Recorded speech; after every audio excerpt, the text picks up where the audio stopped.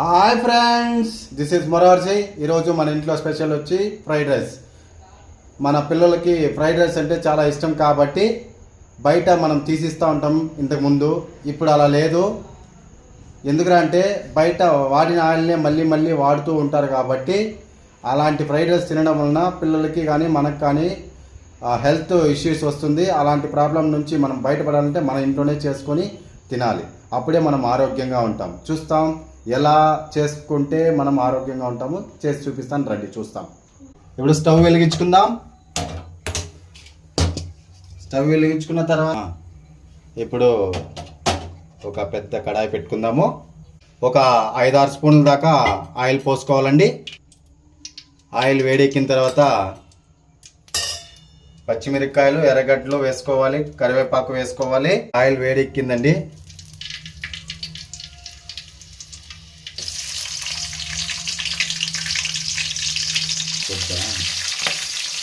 వద్దంటే ఇప్పుడు ఎర్రగడ్డ వేసుకుందాము.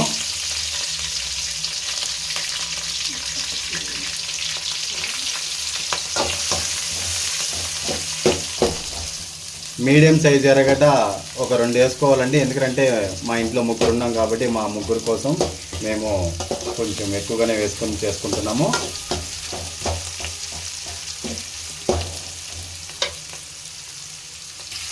ఇప్పుడు కరివేపాకు వేసుకుందాము, 2 రెమ్మలు. చూడండి కలర్ చేంజ్ అయింది కదా. ఇప్పుడు మనము టమాటా వేసుకోవాలండి.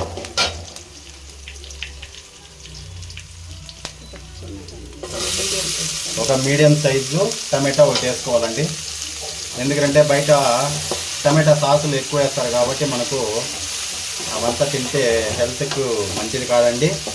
ఆరోగ్యం చెడిపోతుంది. మన ఆరోగ్యంగా ఉండాలనుకుంటే మన ఇంట్లోనే తయారు చేసుకొని తినాలి. మనము ఒక పెద్ద సైజు క్యారెట్ గోసు చిన్న సైజు అండి. మీడియం సైజు ఉన్న చిన్న సైజు స్మాల్ సైజే తీసుకోవాలి తగినంత. ఇది వచ్చి ఒక 10 బీన్స్ తీసుకొని చిన్నదిగా ముక్కలుగా కట్ చేసుకోవాలండి. ఇప్పుడు మనము టమాటా ఆల్రెడీ వేగిపోయింది కదండి. ఇది వేగిందా అని ఇప్పుడు మనము వెజిటేబుల్స్ వేసుకుందామండి.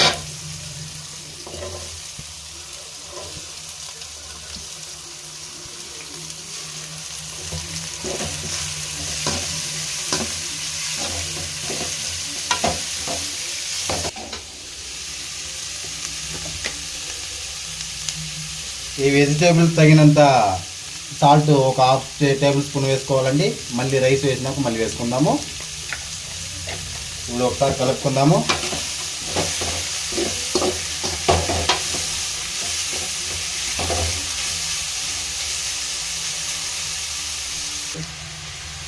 కాసేపు మీడియం ఫ్లేమ్లోనే బాగా ఉడికేంత వరకు వేయించుకోవాలండి. ఆ తర్వాత రైస్ వేసుకోవాలి.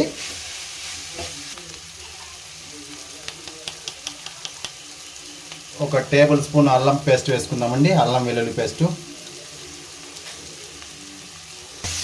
ఒకసారి కలుపుకుందాము. వేసుకున్న తర్వాత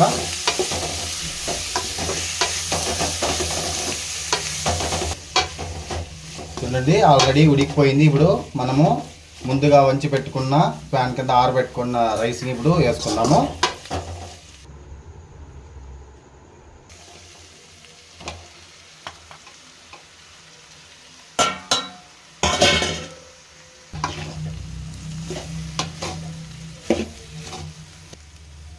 ఒకసారి కలుపుకున్న తర్వాత మనము మిరప్పొడి, ధనియాల పొడి, పసుపు పొడి, ఉప్పు ఎంత కావాలో అంత వేసుకోవాలండి.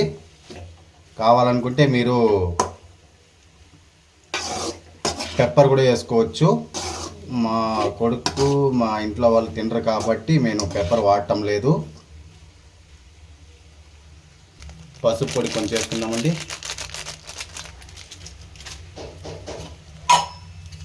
ఒక 1/2 టేబుల్ స్పూన్ మిరప్పొడి వేసుకుందాము. ఎందుకంటే ఆల్రెడీ మనము ఒక 7-8 పచ్చిమిరపకాయలు వేసుకున్నాం కాబట్టి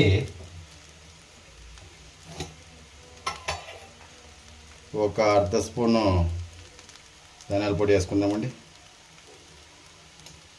ఒకసారి కలుపుకుందాము.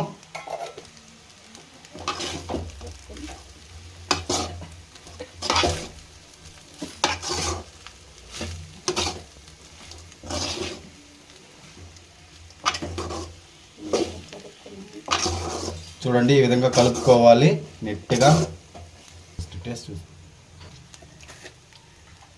మనం కాయలో ఆల్రెడీ కొంచెం సగం సాల్ట్ వేసుకున్నాం కదండి. ఇప్పుడు ఒక 1/2 టేబుల్ స్పూన్ సాల్ట్ వేసుకోవాలి. సాల్ట్ వేసుకొని కలుపుకుందాం. ఇప్పుడు ఒకసారి కలుపుకుందామండి.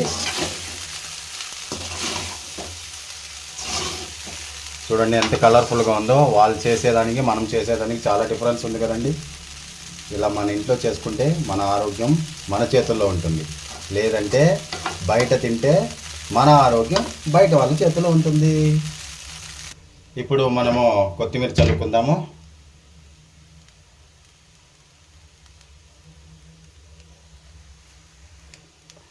ఫైనల్ అయిపోయిందండి. ఒకసారి కలుపుకొనేసి దింపుకునేస్తాం.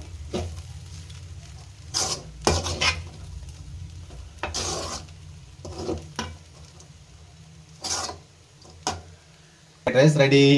చూడండి ఎలా ఉందో ఫ్రైడ్ రైస్, కలర్ఫుల్గా ఫ్రైడ్ రైస్ ఇస్ రెడీ.